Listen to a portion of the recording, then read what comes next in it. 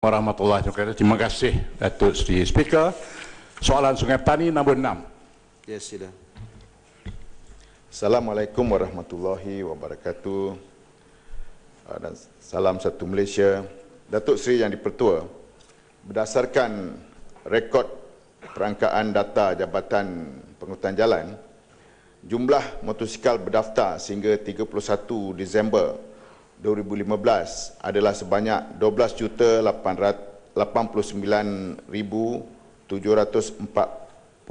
buah motosikal. Dianggarkan 1.2 juta penunggang motosikal tidak memiliki lesen berdasarkan 8 hingga 10% daripada 15 juta penduduk yang layak, iaitu lebih kurang separuh daripada 30 juta penduduk Malaysia. Mengikut data, hanya 7.6 juta penduduk yang memiliki lesen motosikal. Ini bermakna lebih kurang 50% yang berumur 16 tahun ke atas memiliki lesen motosikal. Kerajaan amat menitik berat isu berhubung keselamatan jalan raya termasuk aspek prosedur perlesenan pemandu, kaedah latihan dan penilaian calon pemandu yang dilaksanakan pada masa ini merupakan kaedah asas dalam menilai tahap kompetensi bakal pemandu, terutamanya mengenai kemahiran pemanduan, kefahaman undang-undang dan peraturan keselamatan jalan raya serta sikap pemandu selamat. Pelaksanaan sistem latihan pemanduan di negara ini adalah selaras dengan amalan sistem pelesenan yang bagi pengambilan lesen memandu di peringkat antarabangsa seperti Australia, Eropah, Amerika Syarikat, Jepun dan Singapura. Bagi meringankan beban rakyat, kerajaan melalui program Satu Komuniti, Satu JPJ ataupun SKSJ yang dikendalikan sepenuhnya oleh JPJ sentiasa membantu dan memberi peluang kepada orang ramai yang kurang mahir dalam penggunaan komputer, termasuk penduduk luar bandar dan warga emas, untuk mendapatkan lesen memandu. Melalui program SKSJ ini, kos bagi mendapatkan lesen memandu bagi setiap calon adalah dianggarkan tidak melebihi RM200. Selain itu, JPJ dengan kerjasama Institut Memandu melaksanakan program My Lesen yang merupakan satu usaha dan komitmen berterusan kerajaan bagi membantu rakyat, terutama pelajar-pelajar sekolah, anak-anak muda untuk mendapatkan lesen memandu pada kadar diskaun, iaitu tidak melebihi kadar siling RM299. Kerajaan yakin bahawa pendekatan program My Lesen ini akan dapat memupuk kesedaran mengutamakan keselamatan jalan raya kepada bakal penunggang motosikal ke arah mencapai sasaran kerajaan dalam mengurangkan kecederaan dan kematian akibat naas jalan raya di Malaysia.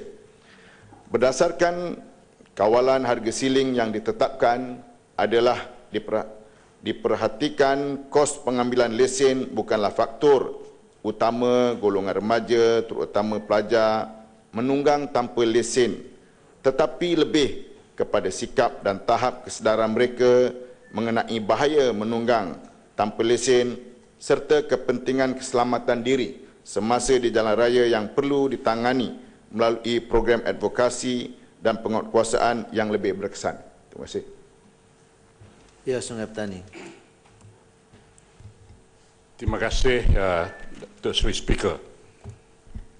Saya nak tanya Menteri, sedakah Menteri bahawa walaupun cost ceiling yang Menteri kata tadi my license itu 299, tetapi di luar di sana banyak sekolah-sekolah mandu yang masih lagi charge pengguna-pengguna di antara average-nya di antara RM500.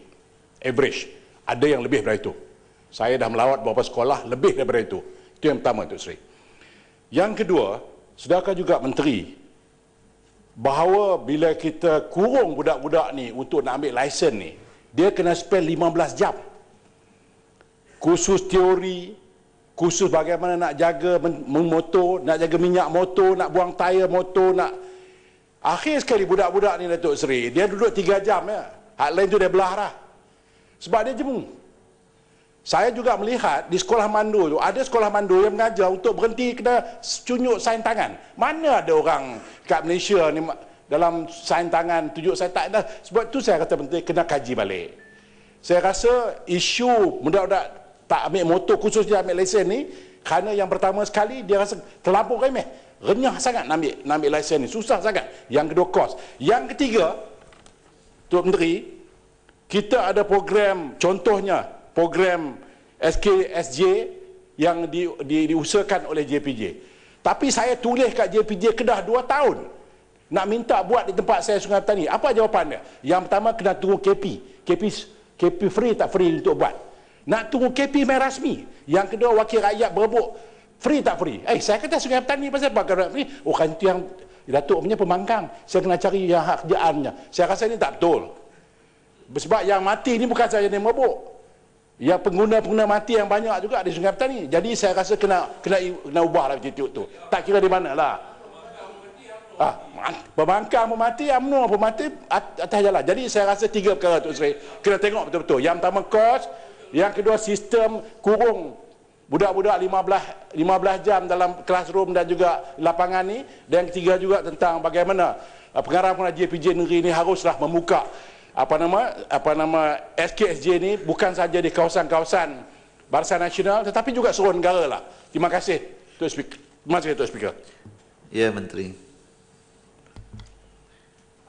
Datuk Seri Yang Dipertua, pertama mengenai apa yang dibangkitkan yang mengenakan caj melebihi daripada harga siling, saya minta Yang Berhormat Sungai Petani boleh laporkan kepada pihak JPJ dan kita akan ambil tindakan kepada Institut Mandu yang telah melanggar perjanjian dan peraturan ini, dan kita boleh mengambil tindakan yang tegas kepada Institut Mandu yang tidak mengikuti peraturan kerajaan. Boleh maklum pada JPJ. Dan kedua mengenai apa yang dibangkitkan kurung 15 jam ni, saya ingat perkara ini kurang tepat. Dia dalam kursus ni memang kita keseluruhan 22 jam, tetapi dia tidak dibuat dalam satu waktu. Dia dalam satu masa yang panjang dan dibagi-bagikan. Untuk makluman, di Malaysia kita paling sikit 22 jam. Kalau di Singapura 42 jam. Dan kalau di negeri China 72 jam. Itu tahap nak memastikan penunggang motosikal benar-benar memahami peraturan dan perundangan jalan raya supaya mereka dapat berhemah dalam jalan raya.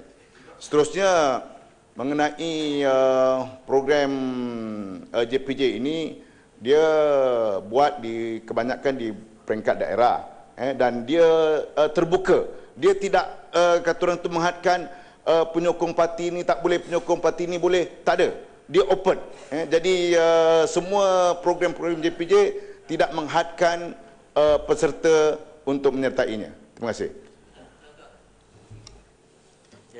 Ya, Kina Batangan. Terima kasih Tuan Ketua Yang Berhormat Menteri. Sedarkah kerajaan bahawa lebih kurang 4,203 orang maut dalam kemalangan penunggang motosikal, ataupun 62% daripada 6,706 orang yang mati di jalan raya tahun 2015. Jadi soalan tambahan saya ingin tahu statistik suku ketiga tahun 2016 dan apakah langkah-langkah yang diambil oleh kementerian dan kerajaan untuk memastikan bahawa kemalangan mengakibatkan kematian atau maut di jalan raya ini dapat dikurangkan. Saya cukup sedih melihat rakyat Malaysia, orang yang tidak bersalah kadang-kadang maut di jalan raya. Walaupun mati itu takdir dari Allah, tetapi kematian itu amat mengerikan. Kalau dia mati dalam peperangan, tidak apa, itu mati syahid. Tapi mati jalan raya ini kematian terlalu ngeri. Jadi apa langkah-langkah yang boleh diambil untuk mengurang, membendung. Sebab rakyat Malaysia ni, mereka cukup berhema berbudaya, tetapi apabila di jalan raya, mereka hilang akal, hilang arah. Jadi apa antara lain yang boleh mendorong mereka supaya tidak hilang kawalan, tidak hilang akal, nafsu tidak tinggi semasa di jalan raya? Terima kasih. Datuk Seri Yang Dipertua, ini diakuilah apa yang Berhormat Kinabatangan maklumkan tadi. Memang kematian akibat kemalangan Malaysia salah satu negara yang tertinggi. Boleh dikatakan pukul rata 18 kematian setiap hari. Dalam program ini kerajaan memang senantiasa tidak berhenti-berhenti membuat advokasi, membuat program keselamatan jalan raya dan membuat penguatkuasaan. Tetapi kita lihat sendiri, anak-anak muda di Malaysia ini kebanyakan cenderung untuk melanggar undang-undang.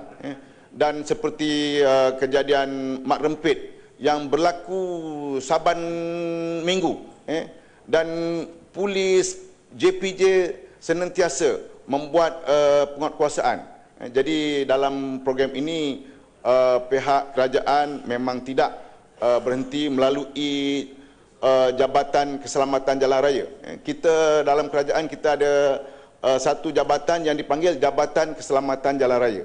Dan tugas Jabatan Keselamatan Jalan Raya ini hanya untuk memastikan penunggang-penunggang motosikal dapat mengikut peraturan jalan raya supaya kita dapat mengelakkan kemalangan ini. Jadi saya mohon semua ahli-ahli yang berhormat di Dewan Mulia ini untuk sama-sama menjaga anak-anak muda kita di kawasan agar mematuhi peraturan undang-undang jalan raya. Terima kasih.